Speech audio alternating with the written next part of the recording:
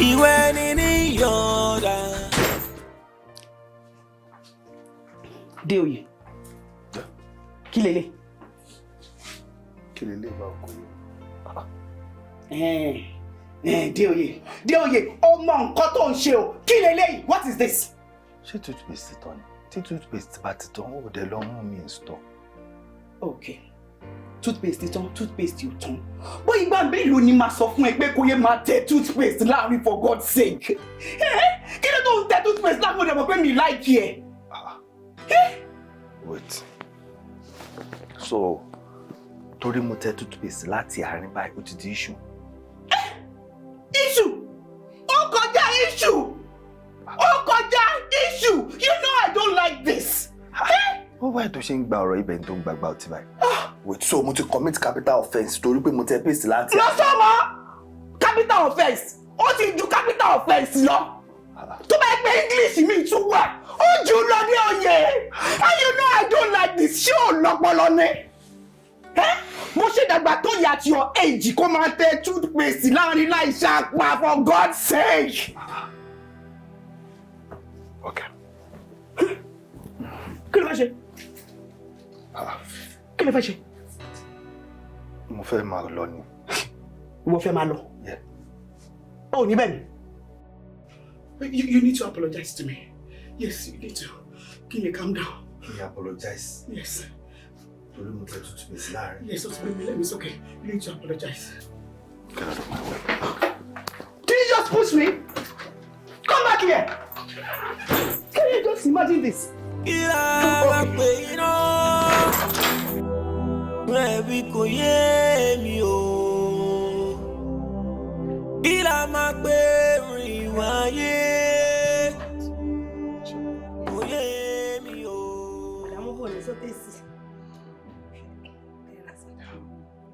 Enjoy your food. Thank you.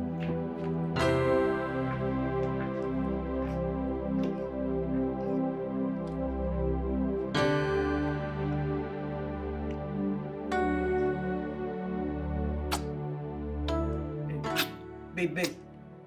Kí ló tó ń fọwọ́ jẹun? Kí ló ṣẹlẹ̀ sí kọ́lẹ̀ rẹ̀? Ṣé ẹsẹ̀ mi ni màá fi jẹ òkèlè?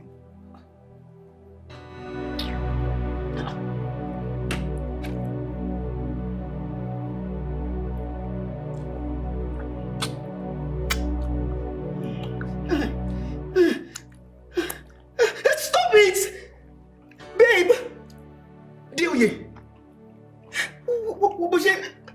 Goodness me. What will you do? Okay. Memuna!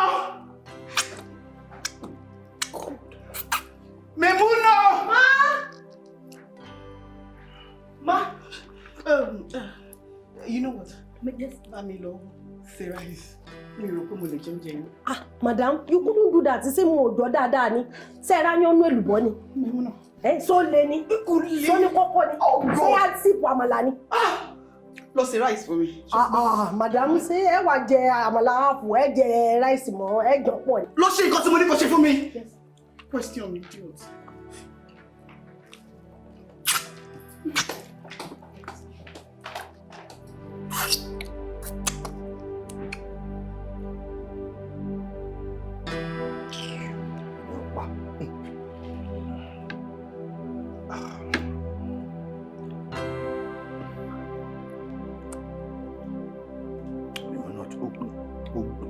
Láì dáadáa.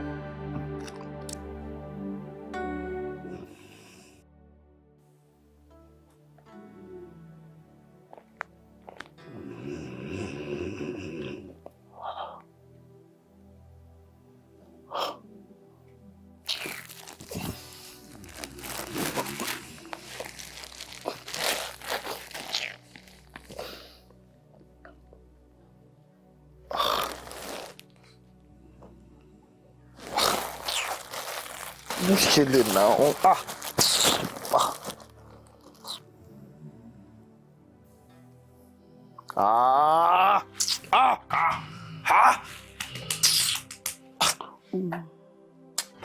Dìde jàre.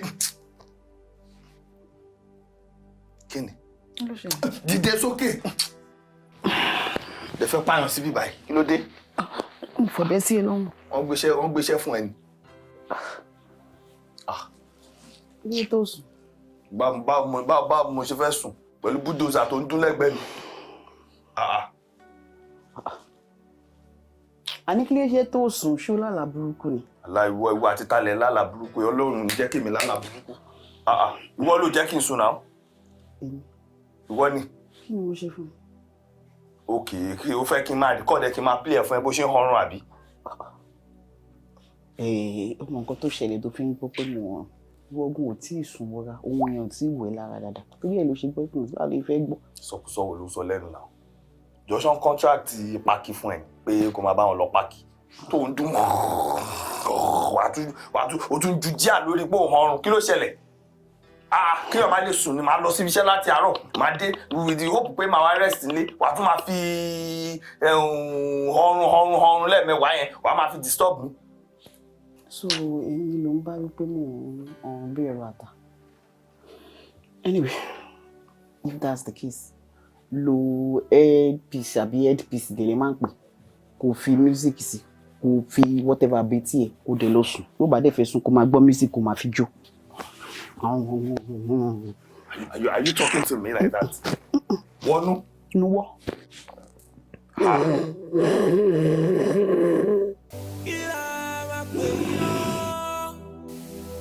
Wọnú. Tó ṣẹ̀ṣẹ̀ fẹ̀gbẹ́ lélẹ̀. Báwo ló di bùdùzà báyìí tó jọ lọ́hùn? Báwo ló di caterpillar? You need to see a doctor. You need to see a doctor.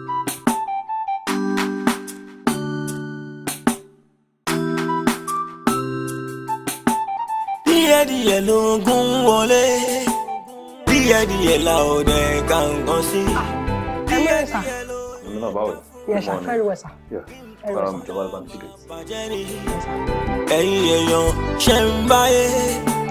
Just take a look what is happening. Just take a look what is going on. Àwòdẹ fúnra ìwẹ̀ ni níyàn pọ́npọ́ ìwẹ̀ ni níyọ̀dà bẹ́ẹ̀dá ó bá kíyèsí àdàbà tó bá lórùlẹ̀ ọmọ aráyé yọ̀ǹkóńdó àdàbà tó wà bá lẹ́ṣin ọmọ aráyé tún yọkùn mọ́ níbo làdàbà fẹ́ bá sí. ọmọ kọjá kí wọ́n máa wọnú kọ́ńpáǹdì olúwẹ̀. nínú àdàbà ó farasin ojúlé tutù ìwà lóko. ọ̀rọ̀ kú àṣà. ojúlé tutù ìwà lóko. bàbá ìsà. ọ̀gá ò tiẹ̀ dáhùn màdàmú kú lè ti bí wọ́n nú ègbé ń bọ̀ sí wa.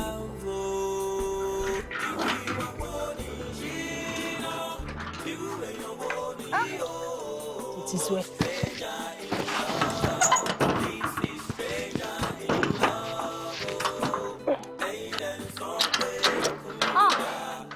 Ẹ wo jàre ọ̀gá ó mọ̀ yẹn pé yín gan sáwọn kì í ṣe sẹ́mi kì í mọ̀ gbé mọ́tò kì í mọ̀ sí géètì kì í mọ́tò mọ̀ drive. Ẹ yà lọ́wọ́ géètì wọn gbogbo akúgbà olú ẹ̀ ló ti yọ gẹ̀ẹ́ èèyàn yọ gẹ̀ẹ́ gan wọn tó sí èèyàn.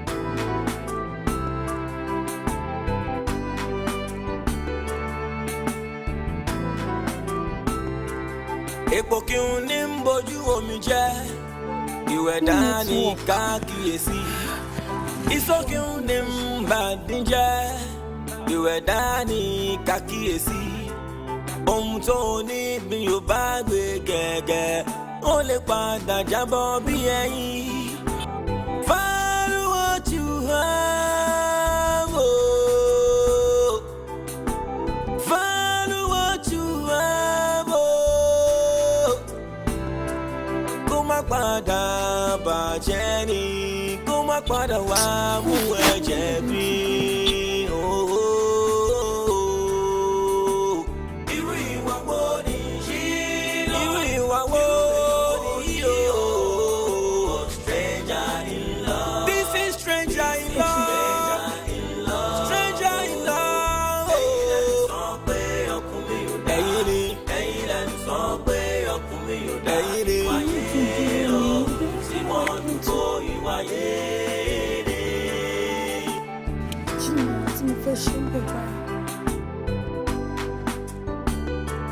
Every boy oti wandogun, every boy oti wandogun. Kò ká nǹkan sí ló máa yé lógun o. Irú ìwà yìí ṣòfojúgun o.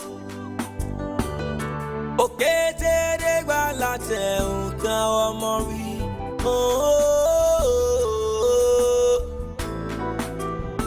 Hello, madam. Hello, sir. Do you need a help? 2 helps actually. Motor mi low break down síbẹ̀ yẹn, and I have an important program tí mo ní láti attend tí mo ti ń late fún. And my phone network kan dédé lọ lórí ẹ̀ ni. Ṣé kò ṣe pé TBN lẹ́ ń lò? Exactly. Àti bí ọjọ́ mẹ́ta báyìí ni wọ́n ti ń ṣe bákan. Network wọn ò dáa. Ó ti sú mi. Okay. Báwo lèmi ṣe lè wá help yín báyìí? Okay, thank you. Sherry, mi ò mọ̀ bóyá ẹ lè yá mi ní phone yẹn kí n fi communicate pẹ̀lú mechanic mi. And mi ò mọ̀ bóyá ó máa pọ̀ jù sá tí n bá ní bóyá kẹ́ fún mi ní ride. Oh, there's no problem about that. Thank you. There's no problem Thank about you. that. Yeah, Thank you. God bless you. Thank you. Ẹ ṣé gan. Ẹ ṣé. Okay. Thank you. Thank you. Thank you. Thank you so much.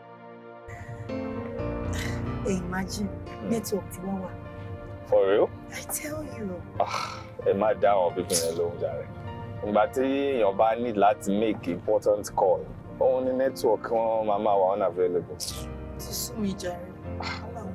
Well, ìdí tí èmi ṣe decide láti ra line kejì nìyẹn. Because mo mọ̀ pé the 2 of them cannot be unavailable at the same time. At least tí kan bá wà unavailable tí ò ṣiṣẹ́. I can always, be rest assured that the other line would be available and would work. That's true. Yeah. Bóyá kò tẹ́mi náà máa ṣe. I think that would be nice. Yeah, that would be nice. Oh, sorry, my phone. No, that's okay. Hello? Again? But kí ni mo sọ fún yín nípa tolerance in marriage? Ìbejì tí wọ́n bí ní ọjọ́ kan náà gan pàápàá, wọ́n ń wo ìwà ọ̀tọ̀ọ̀tọ̀, ìwà wọn ò papọ̀. Ká tó wá sọ 2 random people tí wọ́n kàn ríra wọn tí wọ́n fẹ́ra wọn tọ́jọ́ gbé, ìwà wọn ò lè papọ̀ náà. Ọgbọ́gbọ́n la máa fi máa bára wa lò. Bẹ́ẹ̀ ni. Okay, ẹ bá wọn rí. Mo máa pè yín tó bá dìrọ̀lẹ́. Because mo ń jáde lọ́nsìn. All right. Okay, bye. Sorry about that. It's okay. What were you saying about tolerance? I'm sorry for eavesdropping on your conversation. It's fine. That was my aunt. I want to home. Okay. Oh. Thank you so much. You're welcome.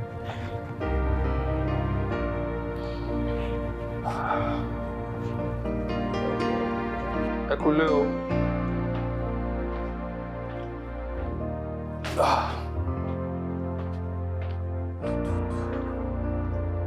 Hey baby. Hey, baby. How are you? How are you? You good? I'm okay. Ìwọ nìkan ló wá dájú kò sí ìgbà yìí. Èmi nìkan ni o. Ẹ wá.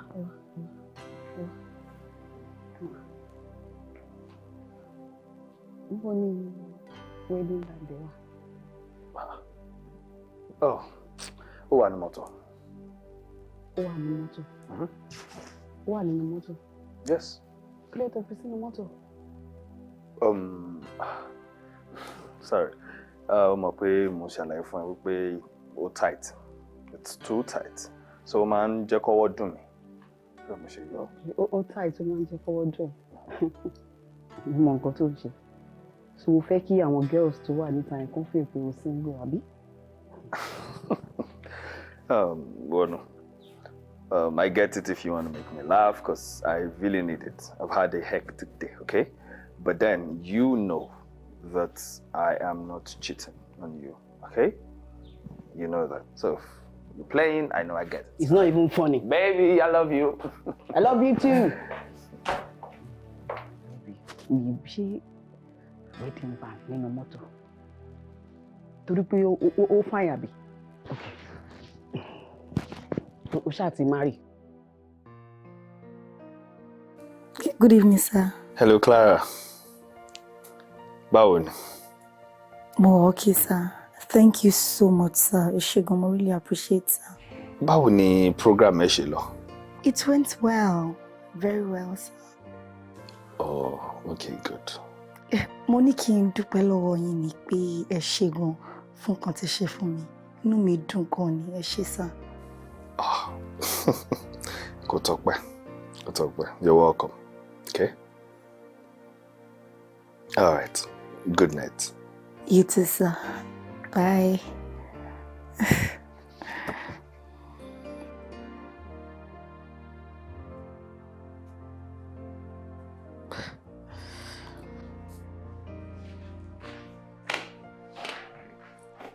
Yes, sir. Why do I, sir? Maybe not. Yes, sir. Thank you. But, Oga, I like Ikemo Kawe. You like readings. Ben, o mọ̀ wípé knowledge is power. That's right. That's right. Mo rò pé máa da ilé yìí. Kémi wọn lu tray lọ ni. No, jẹ́ kí n máa mú. Deoye, kí ni? What is this? Ìgbà mélòó ni màá sọ fún yín pé tó bá ti bọ́ boxers ẹ̀ kó máa fọ́ immediately kó dẹ̀ sá. What is this? Pátá ọ̀gá rẹ̀. Can you shut up and get off my face? That's right. Get off. Idiot. Is that why you have to embarrass me in front of Memunat? Embarrass you? Memunat ṣàlejò ni. She's part of us. Ìdílé wa ló ń gbé. So she's like a family. Wonu. Yes. Are you my wife? I'm your wife. Yes. So why do you have issues with washing my underwear? Kí ni problem tó ní pẹ̀lú underwear? Babe, kí èmi bẹ́ẹ̀ fọ underwear àti tiẹ̀. Are you joking? Tell me it's a joke. Kí n bẹ́ẹ̀ fọ. Ó tún wá ṣe ó bọ́. Instead kó fọ, ó tún wá lọ hang ẹ̀ sí ojú. Are you not ashamed of yourself? Then you don't have a business getting married.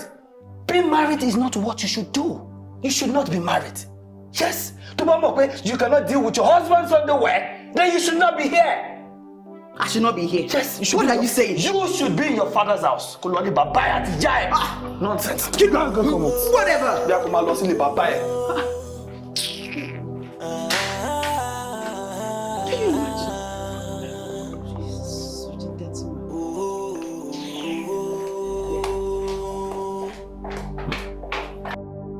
Can someone tell me what is happening?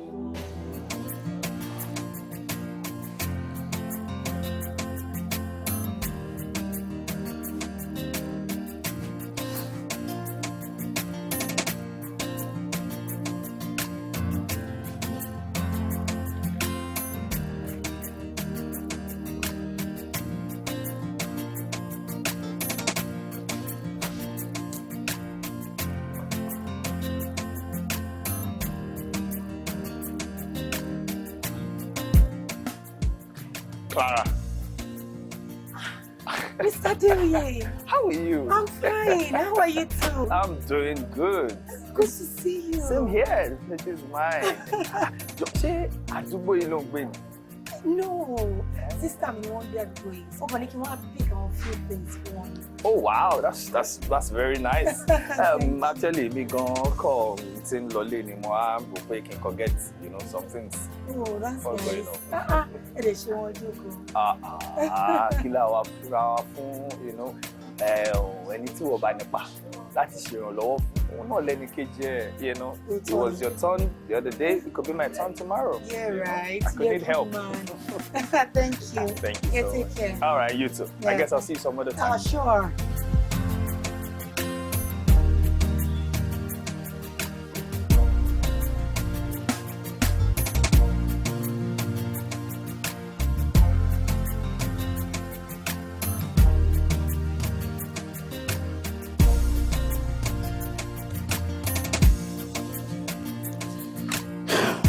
Deoye,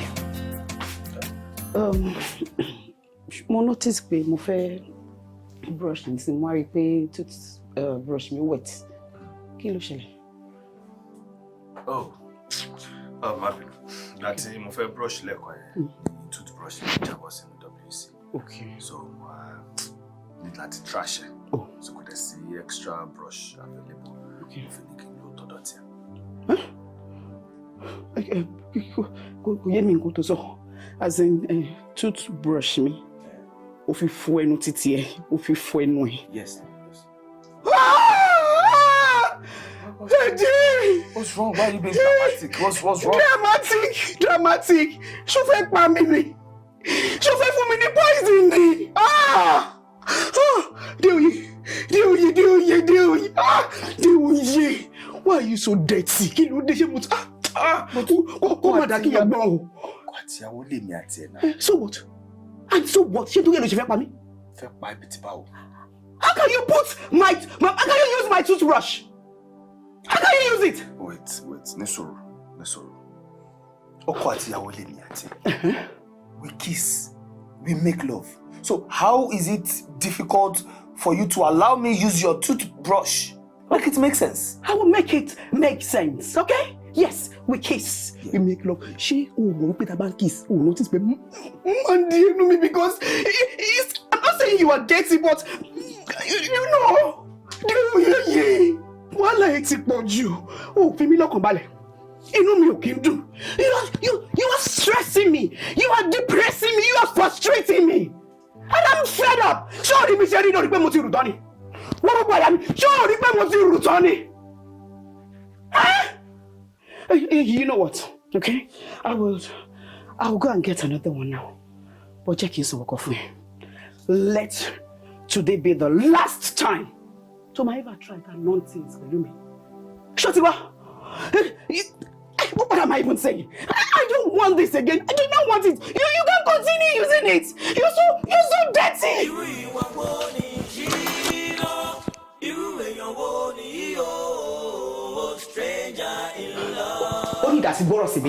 You cannot walk away from me. Kí ló ṣẹlẹ̀ gógó? What's the problem? Kí ló dé now? Tó jẹ́ pé tí máa ṣe lé mi ò mọ̀ ṣe, tí máa ṣe tọ̀hún mi ò mọ̀ ṣe. What exactly is your problem? My problem? Yes. You are my problem. You are the problem, Timoni. Wọ́n ló kí ni problem ẹ̀ now? Kí ló ṣe ẹ́? You're my wife for crying out loud. So why tó ṣe jẹ́ wípé if I thought bá tiẹ̀ ṣe nǹkan kan tí mo mọ̀ pé òkè o mọ̀ pé mi ì mọ̀ kí ní ìṣe o, wá dé pè mí gẹ́gẹ́ bí ọkọ ẹ. Wá pè mí gẹ́gẹ́ bí ọkọ ẹ, wá sọ fún mi pé òkè báyìí ló ṣe fẹ́ kí n máa ṣe lé, báyìí ló ṣe fẹ́ kí n máa ṣe tọ̀hún. Kí ló ṣe náà? Kí ṣẹ̀ṣẹ̀ máa kú ẹ ní àwọn nǹkan tó máa ṣe àbí? Ìwọ ò lọ́pọ̀ láti mọ̀ nǹkan tó máa ṣe. Why are you always making me unhappy? Why? For crying out loud wọnú. Ebi náà mọ àwọn inadequacies yẹn náà. Mo mọ àwọn nǹkan tó mọ̀ ṣe àbí ibi tó kù sí tó dá sí. Mo yẹn fara dání náà. Oh yes. Really? Oh yeah. Okay. You need me to tell you, and I will tell you. See, as a matter of fact, sometimes when I look at you, I know that you're fat. You look fat. Even though they like and do fat. Yeah. But I'm tolerate it because you're my wife. We go to Basu. She don't mind now. And you they like it. I'm more you got to do with pillow. Or when a man gets my feet, taking the wrong so. Hey, yes. She will confront everybody ready. What exactly is your problem? I'm more you buy me because you must say me to my leg, baby. Hey, yeah. You don't smell good every time. Move for a Danny now because you are my wife already and I love you like that. You want to share. Like every little thing about to say to me, Moshe, have you come back, Pariwo? Have you come and nag? What's the problem? Only tell her now. Baby, don't call So I smell. You have to tolerate me. I have to tolerate you. I'm okay today. Irú ìwà wo ni òwe?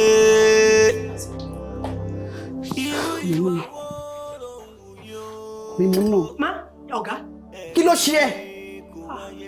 Idiot ni bóyá wọ́n mi sí mi lára. Sorry. Dè. Anyway, má bínú. Mi bínú. Báwo ni ṣọ́ ọ̀kẹ́? Mo wà lálàáfíà. Mímú náà. Ó mà ní àwọn ọ̀rọ̀ kan tí mo fẹ́ bẹ́ẹ̀ sọ. àwọn yẹn dẹ̀ dàbí ẹ̀dùn ọkàn fún mi. Wọ́n láwọn ọ̀rọ̀ tẹ̀lé bá mi sùn bẹ́ẹ̀. Ọlọ́run ya sáré gbogbo fọ́lẹ̀ mi. Ẹ̀ṣùtì. Actually, èmi àti ọkọ mi, a ní argument kékeré kan. Ṣé ẹ̀ ń jà ní abẹ́ ní argument? Argument náà ń pè. Yeah. Bó kékeré ni ṣòtì ẹ̀ so wá ṣáà lead sí pé kó máa sọ àwọn oríṣiríṣi nǹkan tó máa ní kí n bí at least family ni wá. Ìwé mi ti pẹ́ lára yín díẹ̀ mo ti dọ̀sẹ̀. And you know I love you so much. Oh, I love you, you return wa. Okay. Ẹ ṣé mo dúpẹ́. Wà ní mo sanra. Tó máa ní kí n bí ẹ pé ṣé lóòótọ́ ni mo sanra ni. Okay, ẹ ń béèrè lọ́wọ́ èmi pé ṣé ẹ̀yin sanra. Mìíràn ló lè máa ti wà blurry nìyẹn o.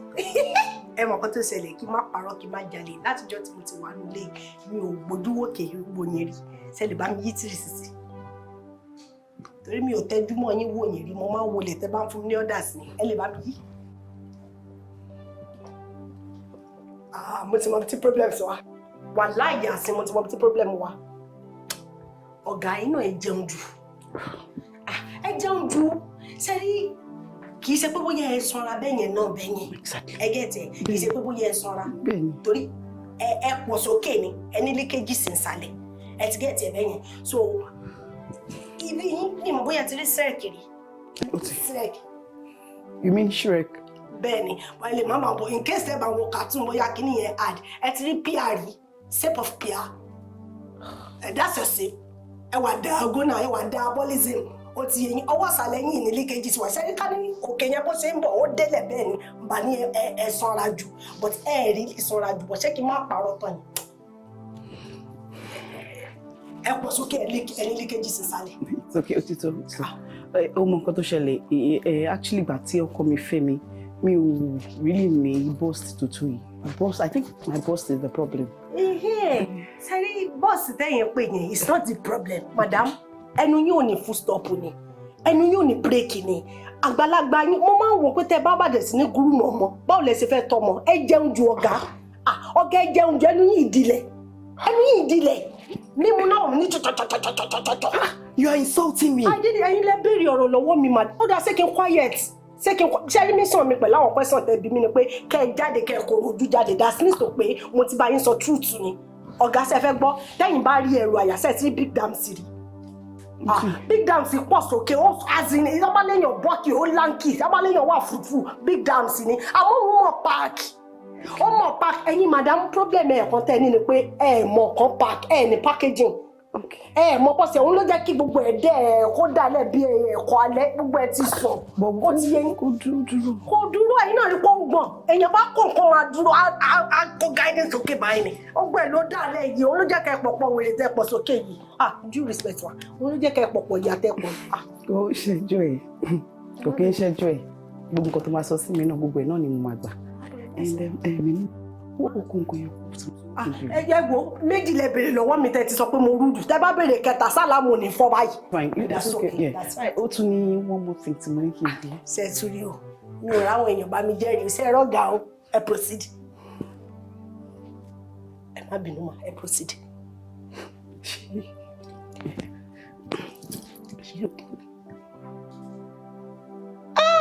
Ọ̀gá padà blow up ọ̀gá sọ fún mi pé irun. Ẹ̀yin fi gbogbo inú sọ̀rọ̀ náà tó bá pọ́wọ́ wà lọ́wọ́ mi ni mo ní àjọṣẹ́kù ni ó ti yẹ yín èmi ti rò lọ́kàn mi pé èmi ara perfume téèyàn bá ń gbá báyìí perfume lèèyàn máa fi ń gift irú èèyàn bẹ́ẹ̀ pé ó ti yẹ kọ́ ẹnìyẹn kó keep up kì í ṣe pé bóyá ẹ̀rù bẹ́ẹ̀ yẹn náà èmi ti fẹ́ bí yín ti pẹ́ pé madam ṣé ẹ máa ń jẹ gálíìkì sùn ni tó bá yẹ pé ẹ máa ń jẹ sùn ẹ máa jẹ ní jíjẹ mọ́ ẹ ṣáà kẹ́ máa fún mi lò because tó bá fi di àárọ̀ tẹ́ bá ṣe ẹ bá pè mí yẹn ìjà ayé máa ń fẹ́ Ọlọ́run ni òun kó fẹ́ mi dànù ó gbá gidi but not all the time one day off 3 days on lẹ máa fi ń gbá o. What about now? I like my job. I still want to remain in this house. Ó ti yé mi. Yes ma. Ó ṣe I need to go. Okay. Má ṣe àwọn nǹkan tó ń ṣẹlẹ̀ màá rí ẹ ó ṣe gan. Then ẹ wọ̀ sí jíjẹ ní o ṣé ẹ gbọ́. Ọ̀gá sọ lórí o báwo lè yóò ti máa ti ojú ní ká mẹ́sàn-án ká ọ̀gá ẹbu eléèkú o ọ̀gá nílé kejì sílẹ̀ nù Kí ni kí n fi ṣe yín lálejò, sir? Enough of the sir. Come on. Adeoye lorúkọ mi. You can call me Adeoye. No. Clara. Sir. I love you. And I love you so much. Èmi náà then feel wípé o nífẹ̀ẹ́ mi náà. Já mi tí bá parọ́. Actually, hey, sir, because you're a good man. You are good all around. But if we can take it slow, sir. You want us to take it slow? No problem. We will.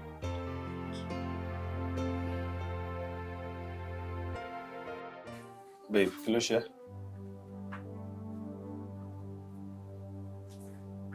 Wọnú. What's going on? Can you stop? Don't even touch me. Kí ló ṣẹlẹ̀? Ṣé mo ṣe ẹ́ ni? Kí ló sọ sí? Mo ní ṣé mo ṣe ẹ́ ni? So, mo kò ṣe mi. Ṣe ẹ́ bí ti báwo? Ṣe bí ti báwo? Okay. Argument ta nílé ni. Tó o sọ pé mo sanra ó ti gbàgbé àbí? Pé wo dé like ẹni tó sanra. You didn't even stop there. O sọ pé mi máa hanrun. A sì pé mo ní power over it. Kódà náà, ó dẹ̀ fi èébú ara bú mi. Ṣé mo sanra ni? Àbí kíni ní kọ̀kọ́ ni ṣé mo sanra? So, torí nǹkan tí mo sọ, òun ni o ṣe ń fún mi ní attitude. Wait a minute. Wọ́nà. Ṣé ìwọ ti gbàgbé gbogbo àwọn nǹkan tí o ti sọ sí mi, oríṣiríṣi àwọn ọ̀rọ̀ tó ti sọ sí mi lẹ́yìn? Àbí o ti gbàgbé bóyá tó bá gbàgbé kí n rán ẹ létí? Àìmọye ìgbà míì tó máa sọ fún mi pé pẹ̀lú level exposure mi mo ṣì wà uncultured tí n bá ti ń jẹun wà ní mò ń jẹun bí ajá tí n bá sọ àwọn nǹkan míì gbà míì wà ní ṣe láàkì basic etiquette báyìí àbí tí n bá ń jẹun àbí nǹkan kan bẹ́ẹ̀ yẹn. So just this one time tí mo sọ̀rọ̀ sí ẹ òun ló wá fi ń fún mi ní attitude. Now you know how it feels. And I am not going to apologize. I will not.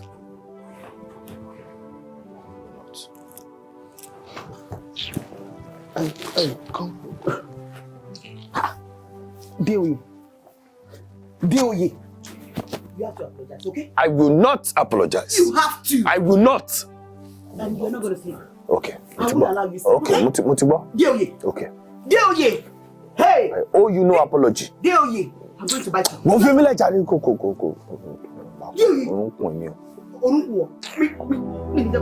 You better be careful, ìyàwó. Well, the question is, where are you going? I have a meeting tí mo fẹ́ attend. Meeting? Lẹ́ni Sunday. Ṣé ọjọ́ kan wà tí ẹ gbọ́dọ̀ máa ṣe meeting? Anyways, kò sí wàhálà. Wà á ti ta ní fẹ́ lọ ṣe meeting. Why all the questions? It's none of your business. It is my business. No, it's not. Kí lorúkọ ẹni tètè fẹ́ lọ ṣe meeting? I just told you it's none of your business. Kò sí wàhálà. Jẹ́ kí n sọ kọ́kọ́ fún ẹ. Ṣé o mọ̀ pé mo ti ń suspect lẹ́nu ọjọ́ mẹ́ta yìí? Ṣé o mọ̀ ṣá? Tó bá ti jáde láàárọ̀, wà á dé lálẹ́. Tá a bá gbóúnjẹ fún yín, ẹ̀yin sọ pé ẹ ti yó. And àti wípé ṣé o mọ̀ pé òwò wedding ring yẹn mọ́? Ṣé o mọ̀ bẹ́ẹ̀? But mo ti ṣàlàyé nǹkan tó ṣẹlẹ̀ fún ẹ náà. Pé kí ni? Anyway, àlàyé ẹ̀ mo ti gbọ́, ṣùgbọ́n o ní ìdá tí lọ sọ́jà. Ṣé o mọ̀ Balógun? Kó lọ rà mí. Why are you being unnecessarily jealous? Unnecessarily jealous? Yeah. Yes. I am not jealous, so I cannot be jealous. Yes. Okay, so what are you now doing? What am I doing? I'm only protecting my thing, and you cannot leave your shit here. You need to put it on. We are in this together. Madam Protector. That's me. Whatever. I'm really sure. Totally fine. And bye.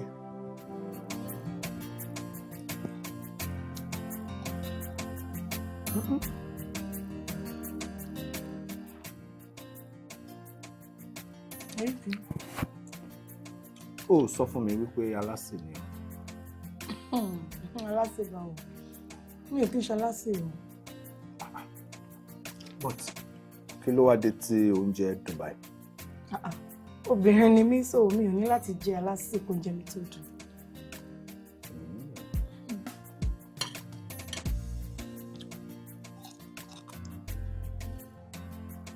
What? You're so beautiful. Ó tún wá ní ìwà tó dáa. You're a good man too. Am I? Yes, you are. Little time tí èmi àti ti fi mọ ara wa ni. Mo ti rí wípé ó tick all the boxes of what a good man should be. Yeah, and I'm not even joking. Orí mi ti ń fẹ́ máa wú. Lórí ẹ̀ bá máa wú kó o.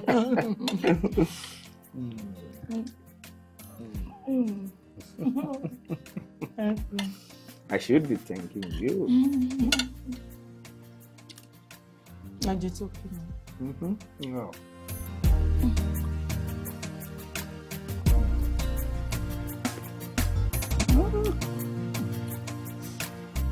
Nice. Come on, take it back. Okay.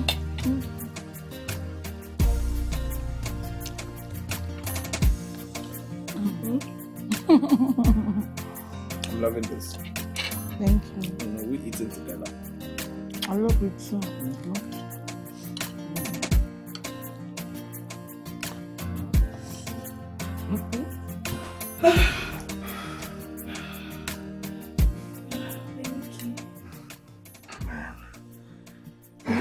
Okay. That was intense. As of me, put it real.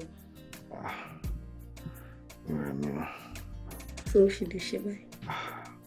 Go for me anytime I to relax. Okay. Don't take a break. Let's Yeah, do relax. it. No, Let's relax. So let's do it now. Stop. Yeah, for me 1 minute. Alright? 1 minute. Yeah. 1 minute. Yeah. No shit. Okay, well, relax there. Just 1 hour 30 minutes. No shit. Yes, I will. You know, your current really some continuation. I'll call my time. Yeah, food is ready. Baby.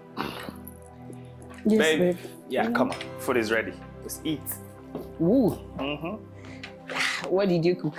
Just come and see for yourself. Okay. Yeah, and I'm sure you're gonna love it. Babe. Yeah? Ṣé oúnjẹ mi àti ẹlòmíràn sí plate? Yeah. You know, it's good to catch your jump bubble. O bu oúnjẹ tèmi àti ẹfẹ́ jẹ sí plate kan. Yes. But ó mọ̀ pé mi ò like it now. You know I don't like this. Wait a minute. How will me attach just Rawana? Ọkọ àtìyàwó. So what is the problem? Kí ni ìṣòro nu kémi àti ẹjọ́ máa jẹun papọ̀ now? Don't you know the advantages of eating together, of couples eating together? Àwọn nǹkan báyìí máa tún create more bond láàrin ọkọ àtìyàwó ni now. Lè ká bá jọ jẹun nínú plate kan náà. In fact, ó yẹ ká máa lo spoon kan náà kémi àti ẹjọ́ máa lo fi jẹun ni now. The same spoon? Yes! Dewi. The same spoon. Yes, kémi àti ẹjọ́ máa jẹun. Kí n lò ó kí n tún feed ẹ, kí n lò ó kí n tún feed ẹ. No, that's ó máa tún create more love. Àwọn couples tó bá ṣe bẹ́ẹ̀, wọ́n máa last. Last. Yes, they last together. Ó fẹ́ kí n drop. Kájọ máa fi spoon kan náà jẹun. Kájọ máa fi plate kan náà jẹun. Deoye. I don't even understand you anymore. I am tired of all this. Wanu? Yes. What's your problem now? Kí ni ìṣòro ẹ now? Time after time, wà kọ́ máa frown at everything báyìí. Òun ló máa ń lejúmọ́. Kí ló ṣẹlẹ̀? Kémi àti ẹjọ́ jẹun nínú plate kan náà. But you frown at everything. Kí ló ṣe? Nǹkan kò ṣe mí. Gbogbo nǹkan tó sọ kalẹ̀ mi ò dispute. But as for me, I do not like it. Period. God! I don't want to eat. Just eat your whatever. Leave me alone. Wanu.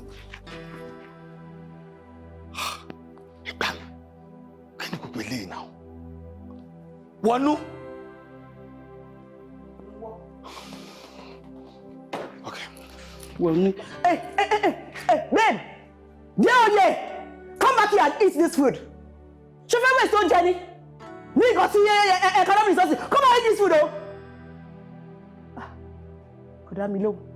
It's okay. Epo kí n ní bójú omi jẹ́, ìwẹ̀ dání kákíyèsí. Iṣó kí n ní bàdín jẹ́, ìwẹ̀ dání kákíyèsí. Ohun tó ní bí o bá gbé gẹ́gẹ́, ó lè padà jábọ́ bí ẹyin. Value what you have, oh. Value what you have, oh. Kó má padà bàjẹ́ ni, kó má padà wá mú ẹ jẹ̀bi, oh. Díẹ̀díẹ̀ lógún wọlé, díẹ̀díẹ̀ la ò dẹ̀ kàǹkan sí. Díẹ̀díẹ̀ ló yẹ ká fúnra, nǹkan tó dáa máa bàjẹ́ ni. Ẹ̀yin èèyàn ṣe ń báyé. Just take a look what is happening. Just take a look what is going on. No, out there fúnra, ìwẹ̀ ni ní yọpọ̀. Sórí ẹ̀ ò pé ni. Ṣé fẹ́ ṣe mí léṣe ni? Madam, ẹ mọ̀ pé bá mi ṣeré. Mo ń bá yín arrange joint ni. Kí ló ṣe joint ẹ̀? Ṣé bó ṣe massage ẹsẹ̀ nìyẹn?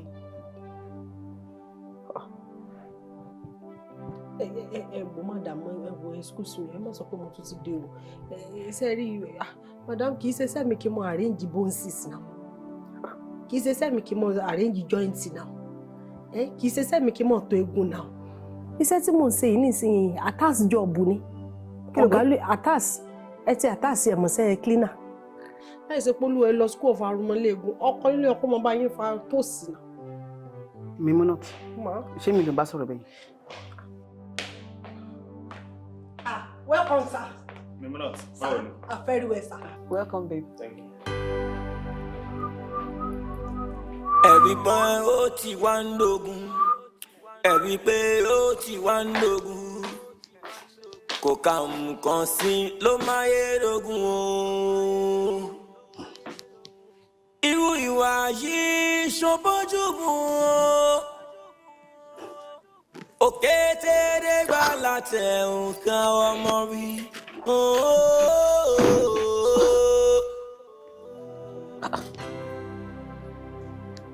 Níbo ló ti ń bọ̀? Àṣìbí mi àti ẹ sọ láàárọ̀ ẹni tó jáde. As you just saw them, does this smell like your perfume?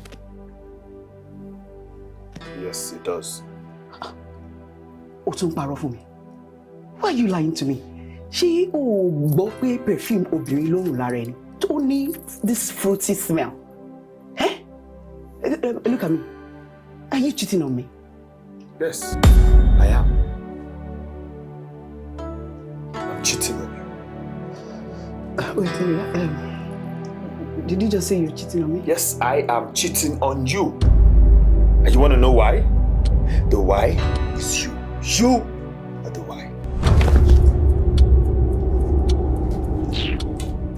No. It's not possible. It's not.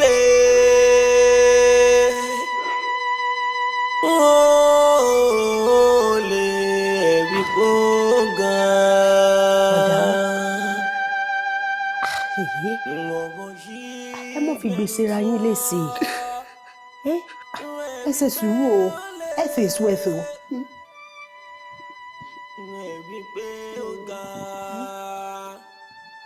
Ẹ̀yin àti ṣé mo mọ̀ pé nínú ilé yìí ìdọ́kan mi láàmú máa fi lọ́kàn balẹ̀ mí ní lára ẹ̀yin ni àti ẹ̀jẹ̀ bó mọ̀. Ẹ parọ́. Kódà ní wọ́n lára ẹ kò jẹ́ ìdààmú àti wàhálà àti ìbànújẹ́ fún wọn ni. Ẹ fi kankan ní wọ́n lára níbi kankan. Ẹ̀yin ti gbàgbé ni. Ẹ pé bẹ́ẹ̀ ṣe wà yín nǹkan kan tẹ́ yín lọ́rùn rí. Kódà mo ti ń rí ẹ̀dá alààyè láyé yìí ẹ yàtọ̀ èèyàn bá rí yín tẹ́ bá ń bọ̀ lọ́ọ̀kan báyìí ó yẹ kéèyàn bẹ́ẹ̀ lu tírélà ni kí tírélà ọ̀gì èèyàn ó sàn ju kéèyàn ọ̀gì yín lọ because bẹ́ẹ̀ ṣe wà yìí ẹ ní wọ́n lára èmi gan tí mo jẹ́ àṣẹ̀pù yín gan mò ń bẹ lọ́hùn tì yín ni à ń bọ̀ síbọ̀ sí ọkọ tó fẹ́ yín ẹ̀yin òǹgbò nínú ọkọ yín pé bẹ́ẹ̀ ṣe wà yìí gan o ẹ̀ẹ́dà pé náà ọkọ yín náà bọ́ sí wà yẹn àmúmọ́ra yín ni wọ́n ń ṣe ṣé òkè bẹ́ẹ̀ ṣe rí páwọn èké complain yẹn ẹ̀yin ti rí pé no ẹ jábọ́ látọ̀run ni yóò ẹ̀yin jẹ ẹ̀yin ṣe ń jẹ́lì náà ẹ̀yin náà ẹ fi sírò ara yín ìkúdùnbí o ká ní family member mi ni wọ́n jẹ́ ní ìkúdùnbí. Màdàmú. Nítorí ẹ̀rù ṣe wá jẹ́ kí ọkọ mi máa chìtàn mi. Ṣé ilé tó yẹn ni? Kò tó bẹ́ẹ̀ o kò tó bẹ́ẹ̀ kò yẹ kí wọ́n wò ta ó yẹ kí wọ́n máa lọ́mọgi máńgò ni ó yẹ kọ́gà máa lọ́mọ máńgò ni gbára dúró kọ́ máa jókòó sórí àga kọ́ ọ̀hún sí jangolóba yìí jẹ́ pé gbogbo ilẹ̀kùn yín lẹ ti tì pa iléeṣẹ́ yín ò ṣe é wọ̀ ohun tẹ́ ń ta pàtẹ́ ẹ̀ rí sẹ́rí àwọn ọ̀wà tẹ́tí ẹ̀wù fọ́gà yìí ó tẹ́rìbù ẹ wá ní kí wọ́n kọ́ máa fẹ́ obìnrin mi ọ̀gá sẹ́rí tó bá pé family member ọ̀gá ni mo jẹ́ ni màálù táyé ọlọ́ta yín press màálù yìí tó jẹ́ pé sẹ́pù ní àkọ́kọ́ reset náà sẹ́pù ní àkọ́kọ́ balance náà gbogbo gétọ̀sì òsì tẹ̀yọ sọ́wọ́ sójà yẹn àkọ́kọ́ wálẹ̀ náà mà àkọ́kọ́ sọ èdè 2 parallel line náà yàsìn kò fọ́ ní níwọ̀n burúkú tẹ́ ẹ wù bọ̀dá yẹn òun ọ̀ ní ìsinmi láti àárọ̀ súlẹ̀ rí ẹni bá rí yín wá rò pé wọ́n rí fine girl ni àwọn tó wà lóyún ó kọjú àgbálùmọ̀ lọ.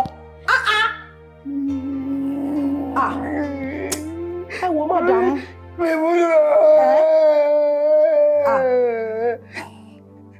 Ní kíni?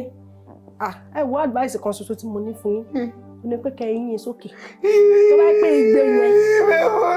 Tó bá jẹ́ pé igbe yẹn ló máa jẹ́ kí ẹ wà all right kẹ́ lè gba ọkọ padà torí bẹ́ẹ̀ ṣe wọ ọkọ ti bọ́ lọ́wọ́ yín.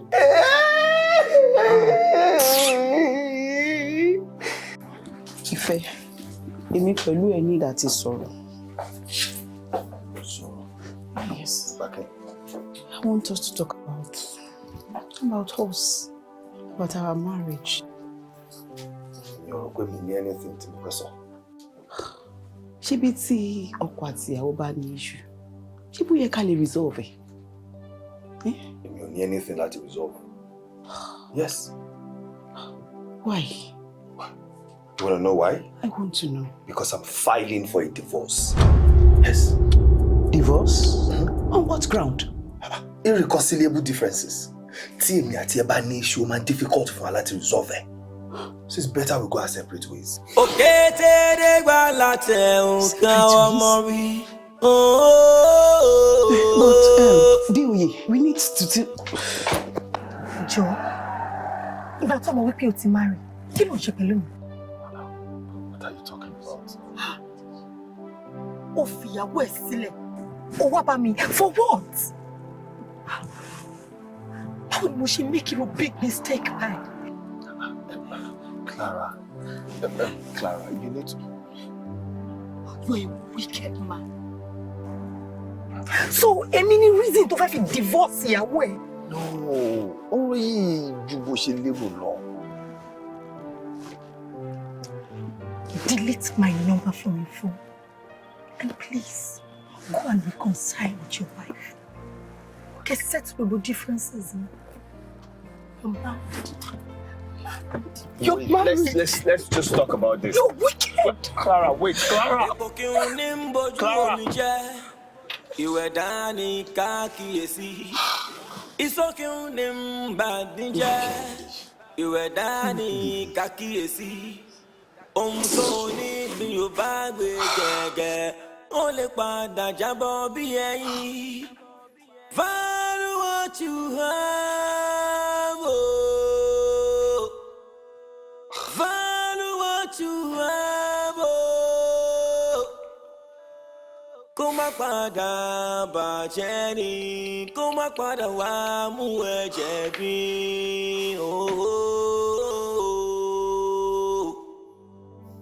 Clara, pick now. Pick your call.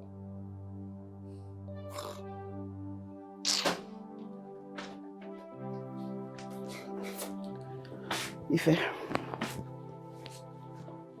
Okay.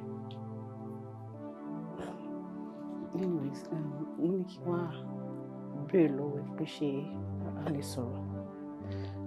Can we talk? We need to talk, please. No. I don't have time. Díẹ̀díẹ̀ ló ń gún wọlé, díẹ̀díẹ̀ la ò dẹ̀ ká nǹkan sí, díẹ̀díẹ̀ ló yẹ ká fúnra, kí nǹkan tó dáa máa bàjẹ́ ni. Kí ló padà wá ṣe lè? I'm sorry. Ó dé jọ. Bínú sí mi. Ṣé o mọ̀ pé mo lè report ẹ fọlọ́pàá? Oh, I think I need to call my estate security. Pé kó má allow ìwọ ní estate yìí. Now leave. Clara, I'm sorry. I'm so sorry. Leave. Please, I'm very sorry. God, John to you. Leave. Leave! Ìwé ni ní Iyonda, bẹ́ẹ̀rẹ̀ ọba kíyèsí, àdàbà tó bá lórúlẹ̀, ọmọ aráyé yan kóńdó, àdàbà tó wà balẹ̀ ṣí. Ọkùnrin ò máa lọ́rùn. Ọmọ aráyé tí yọkùn mọ́, níbo làdàbà fẹ́ bá sí lọ. Fún àdàbà. Gbogbo nǹkan tó bá fẹ́ kí n ṣe just for this marriage to work. I'm ready. John, please. O ti ẹ̀ mọ̀ gan. Mo ti lọ book appointment pẹ̀lú marriage counselor. She said we should come. Ìwọ ló need counseling and not me.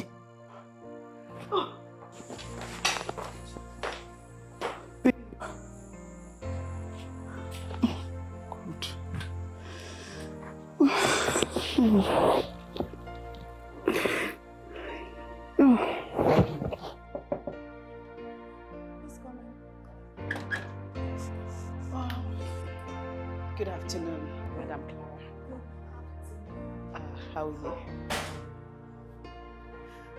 I am the one that booked an appointment to see you today.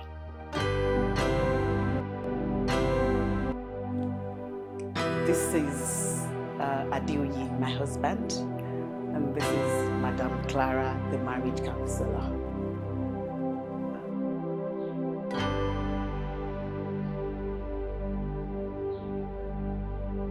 Hello. Yes. Please have your seat. Thank you.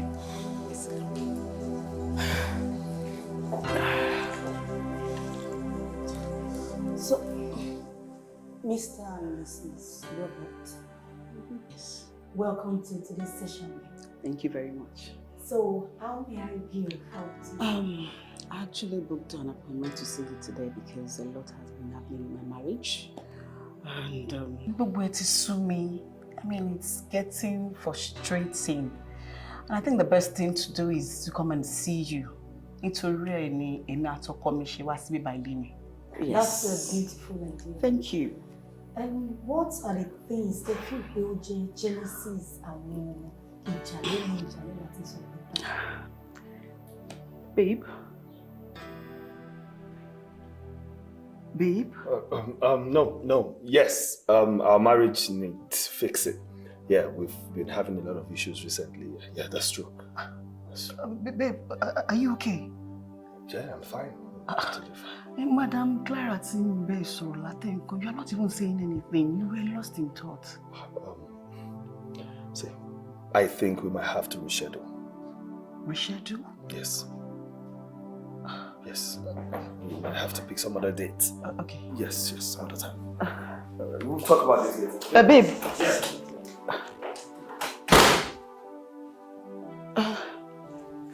I'm so sorry about that. Nǹkan tó ṣẹlẹ̀ ni pé ìgbà tá à ń bọ̀ láàárọ̀ yìí, ó ní a bit of temperature. So I think nǹkan tó wà affected me. I might have to book another appointment to come and see you. Is that okay? No problem. I'm so sorry. Okay, thank you.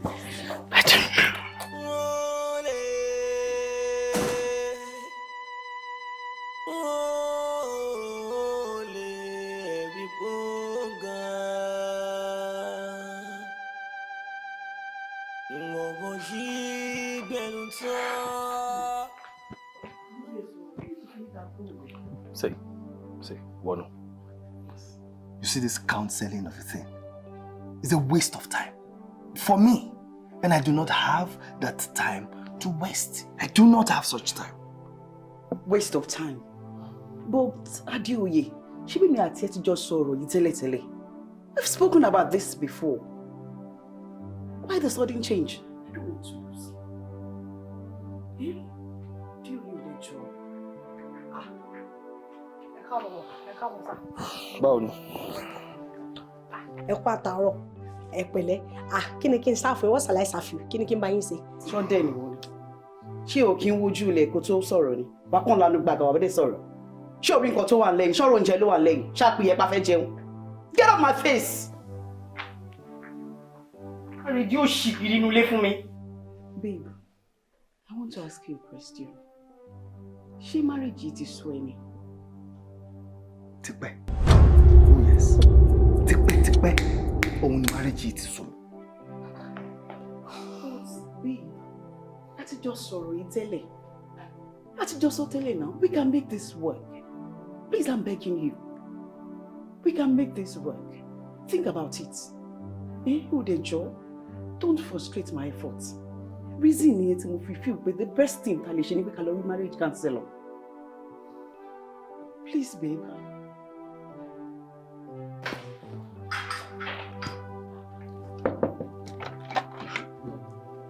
Hello.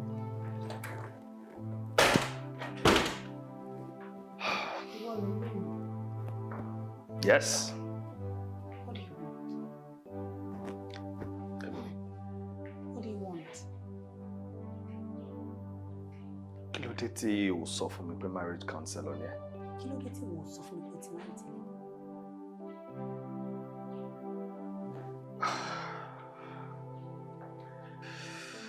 Clara.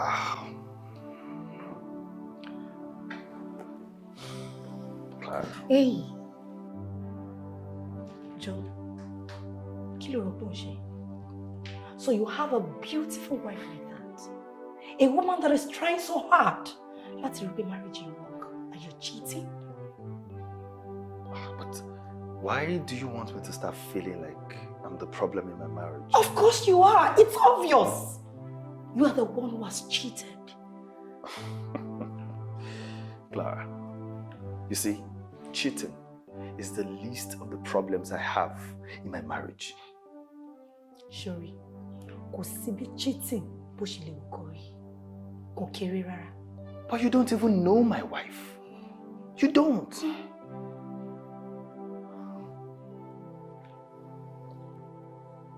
Don't look at me like that. Don't look at me like that. Clara, you see, Joe? Clara, see, I want us to pick it up from where we hung it.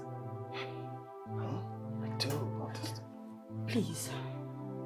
Oh, so o rò wípé inú mi dùn pé mo ti bá ẹ ní nǹkan tẹ́lẹ̀. Come on now, Aderinoye. Mo máa ń tún ilé mi ò kí n túlé.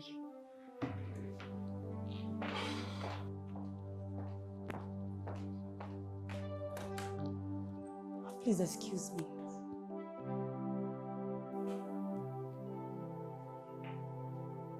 Excuse me.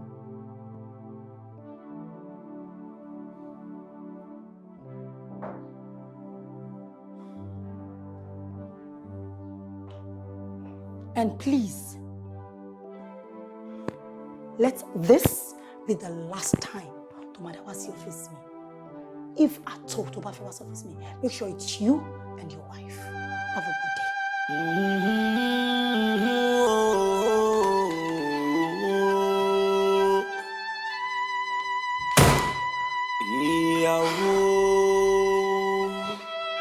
Ìyàwó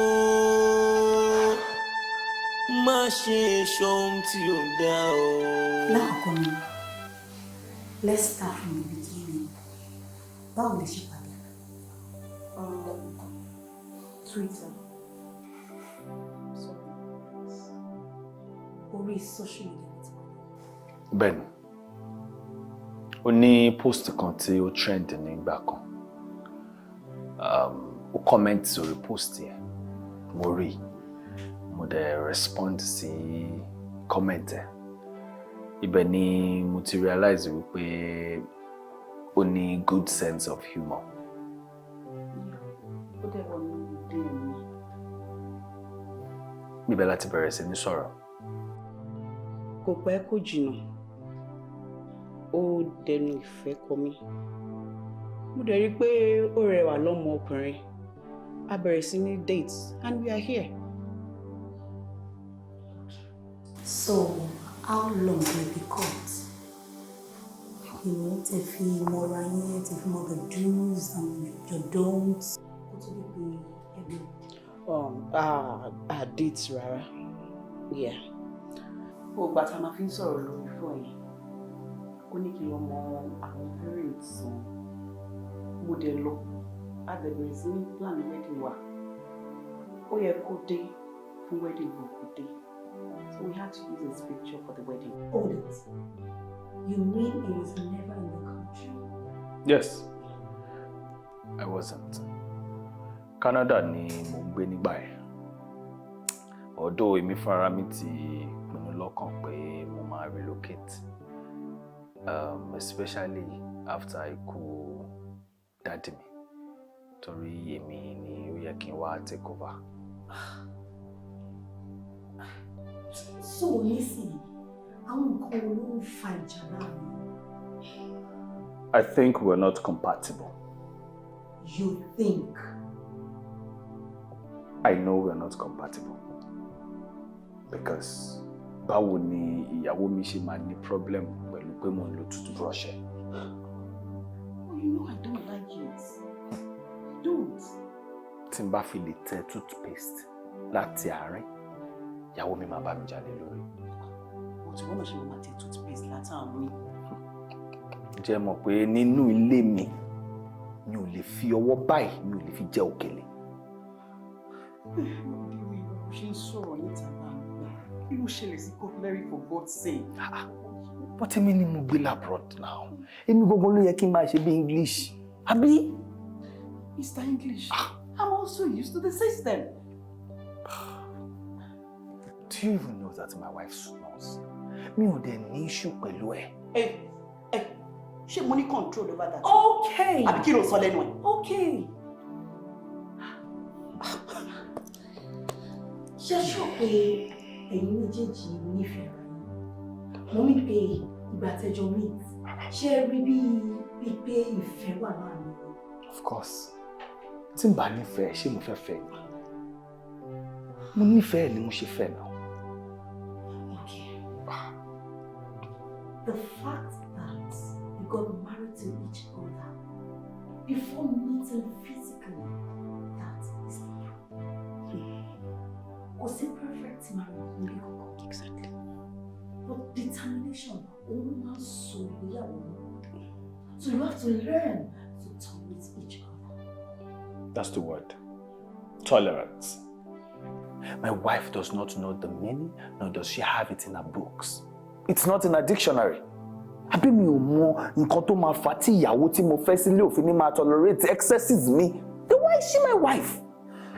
Àbí ohun tó jókòó yìí tó jẹ́ pé aláwọ̀ òkú ní ńkọ́?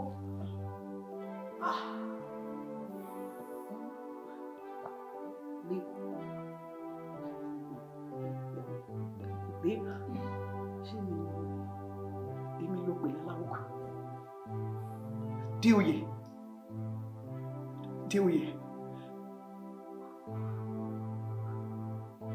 Mo wà ní lẹ́gbẹ̀ẹ́, òun pè mí láláwòkù.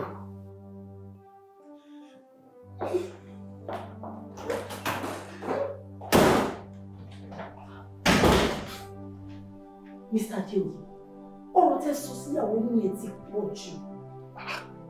Kí ló jà láti ṣe? Fix your marriage. Don't even do that. Hey, Clara, ọdún ẹni mo ti rí peace. Ọdún ẹni mo ti rí fọkànbalẹ̀ tó missing nínú marriage mi. Ó dẹ̀ jọ torí Ọlọ́run, fẹ́ mi.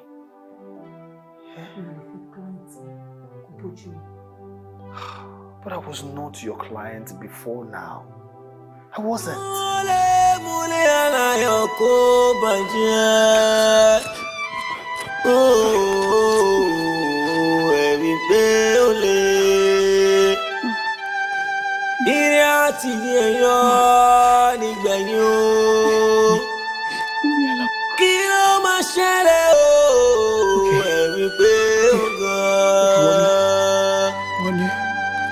Wani, you know what? You need to calm down. You need to calm down. Okay? Wani, you need to make this marriage work. It has to work. You need to make this work. Okay? Okay. Let's go back. Okay? Okay. I have to.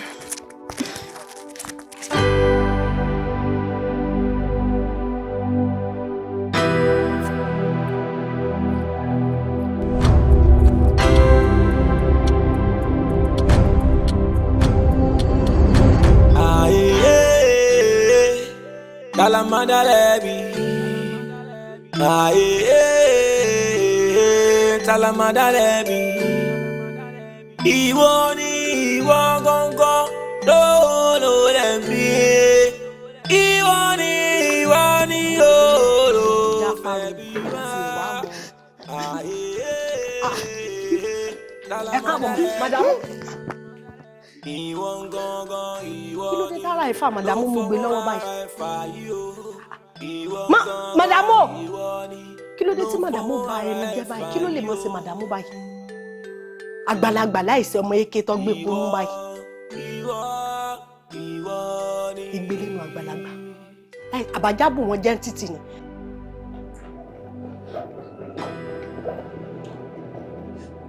Please stop! Don't touch me! Don't even go there! And as for you, Madam, marriage comes along.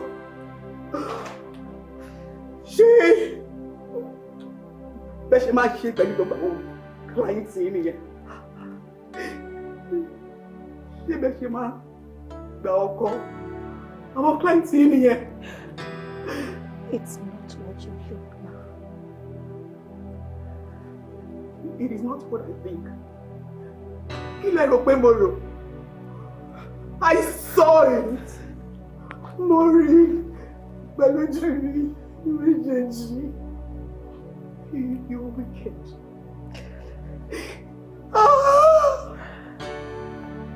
Actually, what makes Mr. Juwon before now? A date for me, oṣù mélòó kan. But I swear, mi ò mọ̀ pé wọ́n ti marry. He had no wedding band on. And kò sí any evidence to show pé wọ́n ti marry. Ìgbà tí mo realize pé wọ́n ti marry, I broke up with him immediately. Truly, I really like Mr. Dewey. He's a good man. Every woman's dream. But the fact that he's married, I can't do it. Ṣé ni mo lé wọn dànù pé kí wọ́n lọ sort whatever tó bá wà láàrin àwọn àti ìyàwó wọn. Ìgbà tí ẹ book appointment pẹ̀lú mi, ẹ máa show up pẹ̀lú ọkọ yín. It happened to be him. I was shocked. Lóòótọ́, Mr. Adeoye ṣì fẹ́ kí nǹkan pa wá pọ̀. But I said no. But somehow today, I can't explain it. But I take full responsibility for that. Mi ò kí ń ṣe obìnrin tó máa ń dá ilé rú. Mo máa ń tún ilé ṣe. I know there are differences between you guys. Ṣùgbọ́n mo rí pé ẹ nífẹ̀ẹ́ ara yín. But you look like strangers in love. Married to a girl, she's saying. Only if you see what you. Take time, let it study around, let it understand around.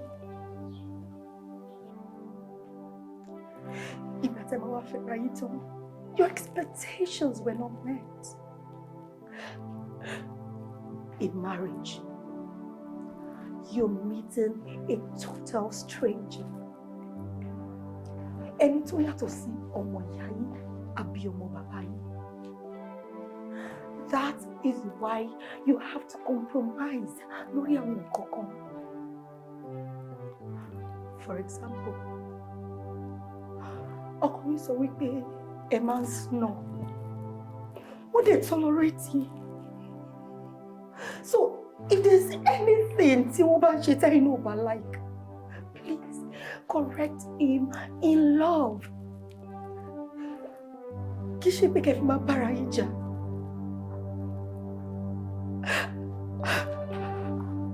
I'm so sorry for everything that happened between us today. But I promise you that such will not repeat itself again.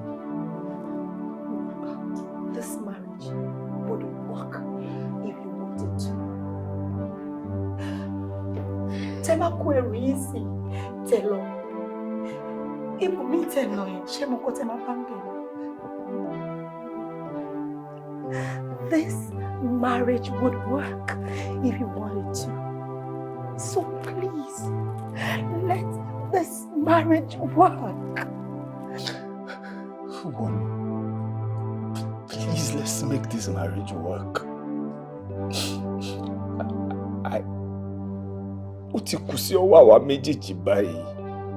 And I promise you that I'll do my part. Every second, every minute, every hour, every day, every week, every month, every year.